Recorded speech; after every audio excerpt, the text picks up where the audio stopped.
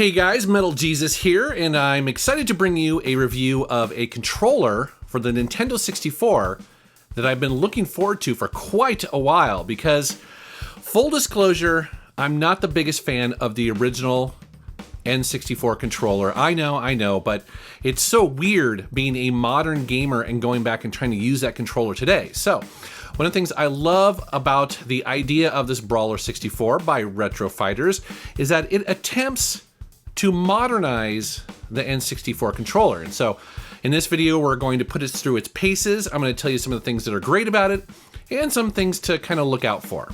When you bring it out of the package, you are going to notice that it's very similar in design to Nintendo's own Switch Pro controller, and that is not a bad thing, actually. Very comfortable controller by Nintendo, and immediately the Brawler64 feels right at home. We're going to start with the front of the controller, and you'll notice that it has the left and right bumpers, as you would expect, but the single Z trigger is now on both sides, and it has quite a bit of an analog feel, a very modern sort of springy feel to it, almost like it was designed for racing games, and I like it quite a bit. It's very comfortable.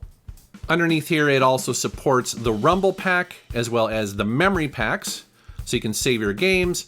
And it even works with third-party ones. Actually, the only thing that I found that doesn't work with it is the transfer pack. Now, some people will use that for Pokemon Stadium, but it's not a big deal. Let's go ahead and flip it over and take a look at some buttons there. I'm going to start with the C buttons. So on the Brawler64, those C buttons are slightly bigger than they were on the original N64 controller. And because of that, they also feel like they're a little bit closer than maybe what you remember. And when we get to testing games that use that quite a bit, I like it. I mean, it's a nice change. Below that, you have your A-B buttons, and the first thing you'll notice is that they are matte finish as opposed to glossy finish compared to the original. And they're also not quite as high. They're actually shallower buttons, and again, this is a change that I welcome. It feels very natural. You're able to roll your thumb on them really well. Now let's check out the D-pad, and they made a really interesting choice here because it is slightly mushier and also not quite as high as the original, and you can definitely see that when you go back and forth and compare them. I would say this is probably my least favorite part of the controller, although most games don't use it that much, but I do put it to its test later on this video playing a game called Mischief-Makers, which uses it exclusively. As a bonus, this controller has a turbo button, and basically what you do is you hold that down for like a second or two, and then you tap whatever button that you want to be turbo. Kind of cool. And then of course there is a clear button to reset it. But really, everybody wants to know, how is the analog thumbstick on the new controller? Well, I think it's important to look back a second and remember just what it was like to use the original thumbstick.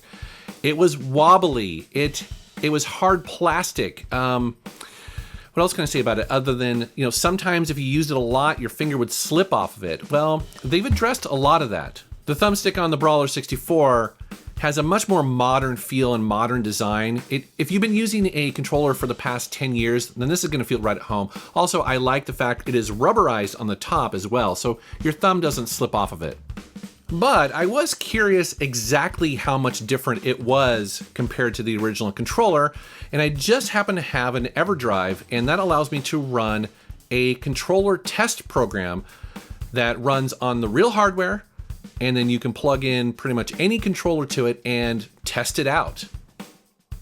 A lot of gamers are concerned about dead zone in third-party controllers, and so what I did here was hook up an original controller to this test program to show you just how sensitive the original thumbstick is. If you just barely put your finger on it, you'll notice that it is registering an output. It's extremely sensitive. Now, some people think it's actually a little bit too sensitive, especially compared to modern controllers, but I just want to show you that this is what a lot of gamers are actually used to, this really sensitive thumbstick.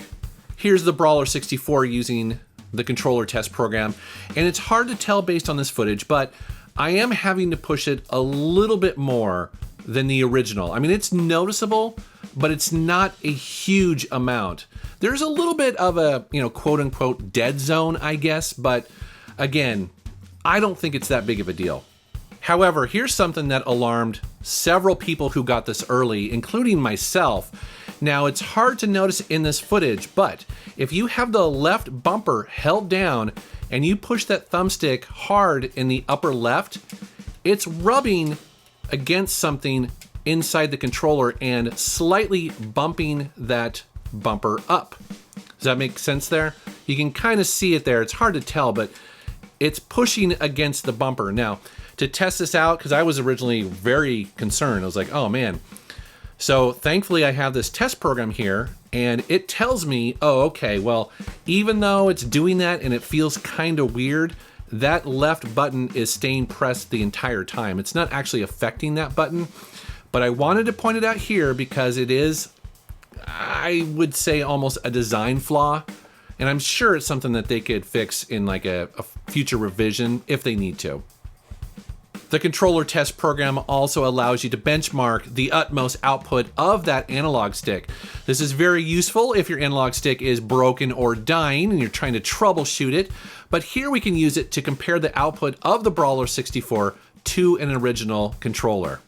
As you can see here, the results are slightly different, but what does it all mean? I mean, at the end of the day, we need to play some games to find out. One of the first games I had to check out is Tony Hawk Pro Skater 2.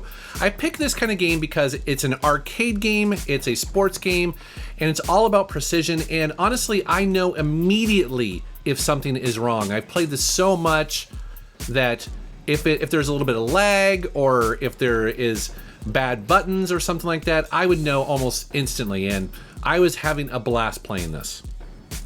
Next up is F-Zero, and admittedly, I'm not an expert at this game. This is a very difficult racing game.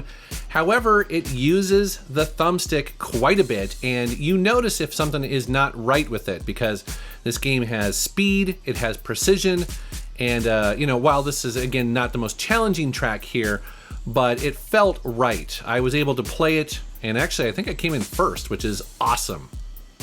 Oh boy, next up is Killer Instinct Gold, and you guys are gonna see just how lame I am at fighting games, but this is a good example of a game that uses the D-pad as well as the C buttons along with the A and B buttons.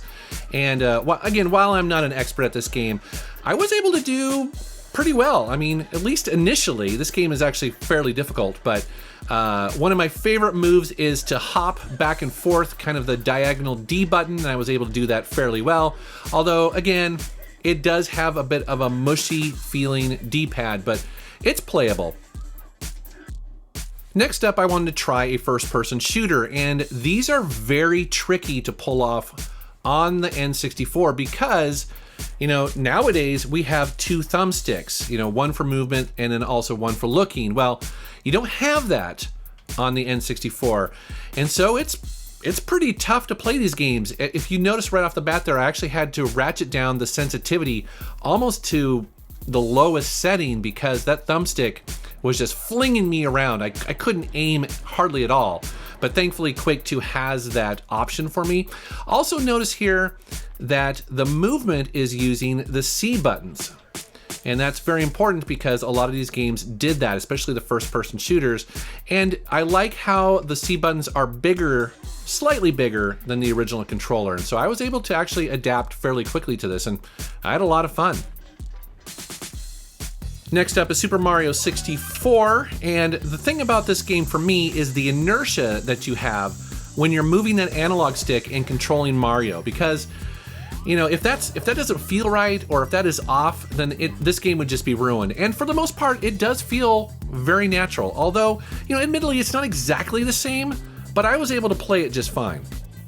Next up, I wanted to try a bit of an unconventional game. This is Sin and Punishment. This is an on-rail shooter, and it uses the buttons in very interesting ways. So for instance, the thumbstick is the aiming reticle there. The Z trigger is to fire. The left or right button, I forget which one it is, but one of them basically is to jump.